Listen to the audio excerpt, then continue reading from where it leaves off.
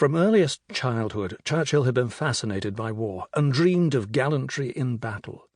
"There is no ambition I cherish so keenly," he had confided to his younger brother Jack, "as to gain a reputation for personal courage." As a boy, he had collected a miniature army of 1,500 toy soldiers and spent hours sending them into combat.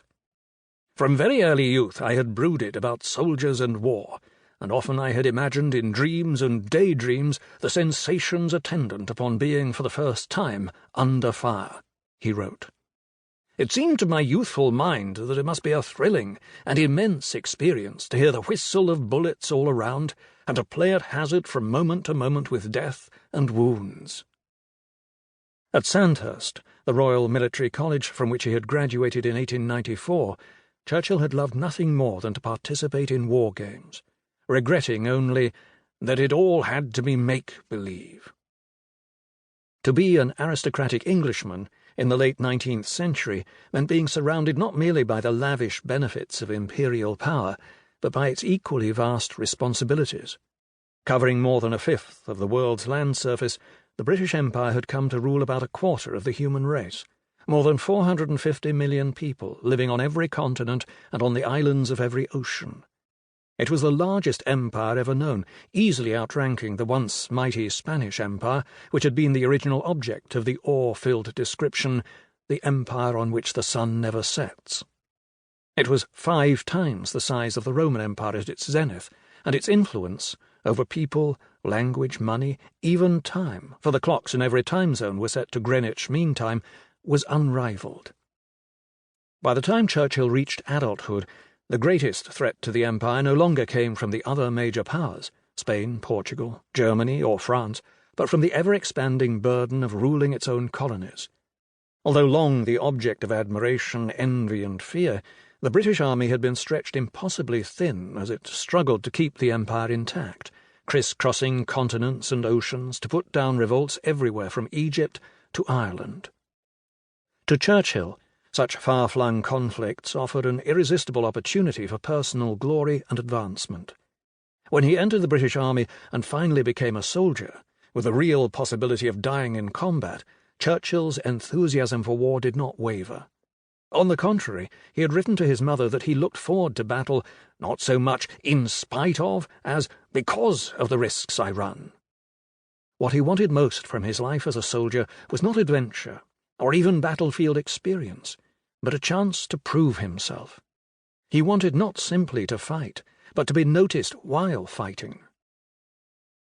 For a member of Churchill's high social class, such bold, unabashed ambition was a novelty, if not an outright scandal. He had been born a British aristocrat, a direct descendant of John Churchill, the first Duke of Marlborough, his parents personal friends of the Prince of Wales, Queen Victoria's oldest son and heir. Yet in his open pursuit of fame and popular favour, Churchill seemed far less Victorian than Rooseveltian. The immortal Barnum himself had not a greater gift for making himself and his affairs the talk of the world, his first biographer, Alexander MacCallum Scott, would write just a few years later. Winston advertises himself as simply and unconsciously as he breathes. In a world in which men were praised not just for their stiff upper lip, but for extreme modesty when it came to their own achievements, Churchill was widely criticised for being that most offensive of creatures, the medal hunter. He was called a self-advertiser, a young whippersnapper, even by a reporter for the Daily Chronicle, Pushful the Younger. He was not unaware of these criticisms, and even years later, bewildered by the viciousness with which he was attacked, would admit that it was melancholy to be forced to record these less amiable aspects of human nature, which by a most curious and indeed unaccountable coincidence have always seemed to present themselves in the wake of my innocent footsteps. He was not, however, about to let them slow him down. Churchill knew that the surest and quickest route to recognition, success, and perhaps, if he was lucky, fame, was a military medal. It was the swift road to promotion and advancement in every arm, he wrote, the glittering gateway to distinction. Distinction, in turn, could be parlayed into political clout, opening a door onto the kind of public life that he longed for, and which he believed was his destiny. So while the military was not, for Churchill, an end in itself, it was certainly a very useful means to an end. What he needed was a battle, a serious battle, one that would be talked about, would be remembered, and, with a good dose of courage and a little showmanship on his part, might propel him to the forefront of the military stage.